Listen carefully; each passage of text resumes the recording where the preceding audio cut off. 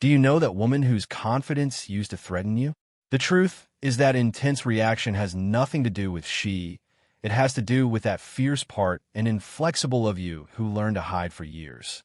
This is called shadow projection, and understanding it will transform all your relationships. But this is what will test everything what you think you know about people difficult. And if the people who irritate you the most random irritations, but a guide precise psychological. And if your strongest reactions are in reality, the way your unconscious shows you exactly which parts of you need to recover to feel complete, at the end of this journey, you will see that same self-confident woman already every person who has provoked you with a completely different perspective, no as threats that you should avoid, but as teachers who will guide you toward yourself same. Let's start with the moment when she walks into the room and you feel that family discomfort that is intensifies. What is happening? Really at that moment? Do you know that woman whose trust one used to threaten you? This is what really happens in that moment of discomfort.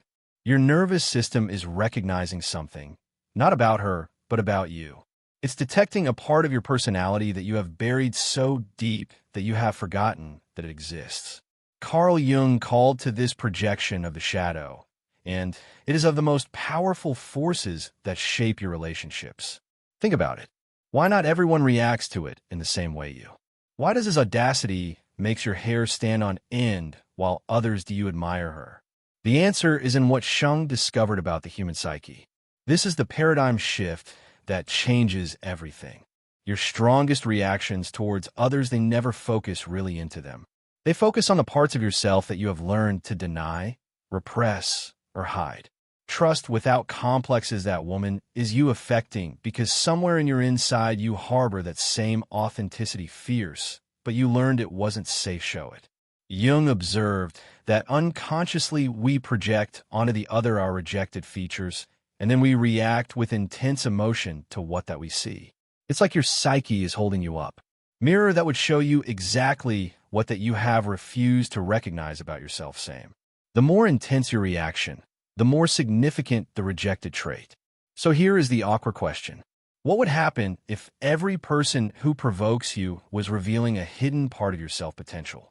And if your reactions were not emotions random, but a psychological guide, I need you to tell me the qualities that you need to recover. The truth is to understand the projection of the shadow is just the beginning, because the time you realize that your triggers are mirrors, you will start to ask you, how did these parts of you get buried? First of all, and that's where it begins, the true story, in the hidden architecture of how we learn to betray us. So how come parts of we bury ourselves so deeply that we project them onto the others? The answer takes us back to the childhood, where we all learned a devastating lesson. To be loved, we must hide who we are. We really are. This is where your shadow was born, not in the darkness, but in the very act of trying to be good enough. Let's imagine a bold and brave 5-year-old girl, assertive by nature. He says what he thinks, takes up space, demands attention. One day they tell him that he is too bossy or selfish. In that moment, Jung would say, a part of his self-authentic is abandoned and buried in what he called the personal shadow. Learn that to belong, you must betray herself. But this is what that most people don't understand about working with the shadow. Not only we repress our darkness, but also our light. Jung recognized that we often hide our most powerful qualities because threaten others or do not conform to our family's expectations. That self-confident woman who causes not only reflects your hidden assertiveness, reflects what Jung called your shadow golden, the magnificent parts of you same thing you learned was dangerous show. Your personal shadow was not created in isolation. Cultural norms, family dynamics, and even the research on the theory of attachment shows us how relationships, early ones, literally shape what we learn to hide. Society has collective agreements on what is acceptable, and everything that doesn't fit is relegated to the collective unconscious. We become participants unaware of the self-betrayal of the others. Therefore, the confidence of that woman feels like a personal attack because it is not an attack from her, but from your own renegade power that demands to be seen. Your shadow contains so much of your darkness repressed, like your denied brilliance. And every time you meet someone who lives the qualities that you have buried, you do reveal yourself. The stage is set for the projection, and most people never realizes that he is alone fighting with herself. Now that you understand how your shadow was formed, let's discover the psychological mechanism that it makes you hate in others what you deny in yourself. Jung discovered that the projection is not random. It is your psyche's desperate attempt to show you what you've lost. When you see to that self-confident woman and you feel threatened, you're not seeing it clearly. You are seeing your own power rejected, reflected in you, and your ego fights for survive. This is how it really works, projection machine. Your unconscious take the qualities you have buried, that fierce authenticity, that audacity without complexes, and attributes them to others. It is a psychological defense mechanism that Jung called to make conscious the unconscious through the other. The school bully who attacks the boy self-confident, he is not really attacking the child's confidence, but his own buried self-esteem that sees reflected in its victim. The intensity of your reaction is the key. When someone causes you a slight annoyance, it is just a preference. But when someone makes you boil blood, when its mere existence feels like a personal affront, it's your shadow talking. Jung observed that we experience our projections as absolutely certain, even if they are distortions. Trust of that woman, you not only think threatening, but you feel it as objective fact about his character. By that, the projection of the shadow is so exhausting. You constantly struggle in battles that have nothing to do with the other person. You defend yourself from qualities that reside within you, judging behaviors that reflect your own denied features. The research shows that this creates a vicious circle. The more you resist recognizing these qualities in yourself, with greater intensity you project onto others. But this is where it really gets dangerous. Projection does not just happen between individuals. When entire groups they cast their collective shadow over other groups, their fears, their shame, his denied impulses, he creates a goat expiatory on a grand scale. That woman self-confident that provokes you is just one person. But when millions of people project simultaneously the same qualities repudiated about entire populations, the bases are created for all forms of conflict, social, prejudice, and injustice in the history of humanity. Do you remember that projection machine that we just discovered it? Now imagine it, operating not in a single person, but in millions simultaneously. Jung called it the collective shadow, shared and repressed aspects of entire societies that are projected in the other. When discomfort individual with that self-confident woman, it extends to the social sphere, creates a massive scapegoat, and history is riddled with consequences devastating. Let's think about the witch house of the medieval Europe. Entire communities, they projected their fear onto power and female sexuality in women for then burn them alive, or in the powers colonials who projected their savagery on indigenous people for justify their own brutal exploitation. These were not acts of violence, random, but a projection large-scale shadow collective. Jung recognized that societies create others to carry the same features that they refuse to recognize in themselves. This is not just ancient history. Observe modern corporate culture, where systemic failures are projected on individual scapegoats, or the behavior of crowds in line, where thousands of people project simultaneously his own shame and incompetence over public figures who become convenient targets. The individual psychological mechanism that you experiment with that self-confident woman itself becomes a weapon when whole groups do it together. Social networks have turned the collective projection of the shadow in a phenomenon 247. Algorithms amplify our projections, creating echo chambers where millions of people can validate the projections of others in real time. The same psychological process that we uncomfortable when surrounded by people self-confident now sets the global discourse, the movements, politicians, and social conflicts. Here's the terrifying truth. The unrecognized collective shadows not only generate discomfort, but also enemies. They fuel wars, genocides, systemic oppression, and social division. Every atrocity in the history of the humanity has justified itself by projecting the collective shadow on a group considered another.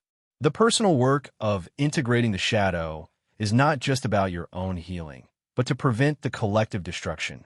So, if the projection causes so much suffering, both personal and collective, what is the solution?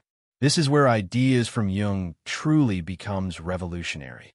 The answer is not to fight against your shadow or remove it. It is to do something that seems completely retrograde. Accept it. Jung called it shadow integration, and it is the most psychological process counterintuitive that you will never find. To find your light, you must first make peace with your darkness. Do you remember that confident woman? Same that caused you? Integrating the shadow involves raising a radically different question. Instead of why it is so threatening, you wonder what part of my own fierce authenticity I see in her that I have been afraid to claim. This is not positive thinking, it is psychological archaeology.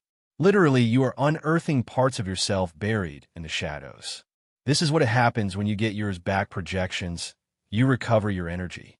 Think how exhausting it is to judge, resist, and constantly fight against who provoke you. Jung observed that all that energy you've been directing outwards in projection is actually your own renegade power that try to return home. When you integrate your shadow, not only heals your triggers, but you recover your creative life force. This is the integration paradox that changes everything. When you accept your ability to selfishness, you become genuinely generous. When you recognize your potential of cruelty, you develop true compassion. When you recognize your longing for power, you discover true strength. The integration in the shadows does not make you a bad person, but a person complete. And complete people they need to project their darkness onto the others. Jung discovered that the shadow did not only contains our darkness repressed, but also ours denied brilliance. That golden shadow we talked about houses your unexpressed creativity, your untapped potential, your authentic self-power. When you stop fighting against the parts of yourself that you have learned to hide, you release what Jung called the elusive treasure, your full creative ability. The same qualities that you judge in the others become the key to your own transformation. But here is the profound change is coming. When you do this inner work, when you stop projecting your shadow on the otherwise, something magical happens in your relations. That self-confident woman who used to threaten you becomes a teacher. Your triggers become doors. Your enemies become mirrors that you show the way back to your own hidden power. The question is not if shadow integration works, but if you're ready to find out who you are really under all those projections. Now comes the biggest change deep in human relationships. What happens when you stop projecting your shadow on others? Jung observed that the integration of the shadow not only heals you, but transforms those around you. When you withdraw your projections and you regain the power you have denied, suddenly you see people as they really are, not as carriers of your rejected traits. This is when the true intimacy becomes possible. Here is the revolution of the relationships. When you integrate your shadow, you stop trying to fix others. That self-confident woman who used to provoke you. You no longer fight against his boldness because you have recovered yours. You don't try to turn off his light because you have stopped hiding yours. The research shows that withdrawal of the projection creates what psychologists call a differentiation. The ability to be close to someone without losing you or trying to change it. But the transformation goes beyond just stop projecting. When you assume all your human traits, both of light as of shadow, you develop what Jung called genuine empathy. You can see the difficulties of others without judge them because you have accepted your own ability to cope with them. Your relationships become mirrors of growth instead of fields of battle, projection. A person who does his shadow work creates a domino effect that transforms systems, entire family members. This is not just theory. The integration of the shadow has practical applications. When someone provokes you, instead of judging them immediately, you stop and you question, what do I see in that person who I have not accepted in myself? This simple practice based on the Jungian understanding of projection transforms conflict into curiosity. Your emotional reactions become data about your own aspects, not integrated, rather than evidence of the defects of others. When the projection ceases, something emerges extraordinary, unconditional love, not love sentimental, but the intense love that can see someone fully without need for it to be different. And he understood that this is what he called individuation, achieve the fullness necessary to love to others without projecting your own unlived life. The self-confident woman, same one that once threatened you, becomes a celebration of the same qualities that you have recovered in thyself. This is the revolution of relationships. See others as teachers instead of enemies, like mirrors instead of threats. Do you remember that woman whose confidence threatened you? Now you know the truth. I wasn't threatening you, but rather reflected your own hidden magnificence. That intense reaction that you couldn't explain had nothing to do with her. It was your sophisticated guidance system, psyche, that pointed out the fierce and inflexible of yourself that you learned to hide years ago. What seemed like a threat was actually a gift. Your golden shadow calling you home. This changes everything. Every person who provokes you is now a master. Every reaction uncomfortable becomes data about your own unintegrated potential. No longer you are a victim of difficult people. You are a conscious participant of your own fullness. The world has become your classroom to recover your true identity. So here's the question that just makes sense now that you've completed this trip. If your elders' triggers are actually maps of your greatest potential, how magnificent parts of yourself you are willing to stop giving away. Join the community of people who see triggers as teachers, not as threats. Subscribe to receive more revelations.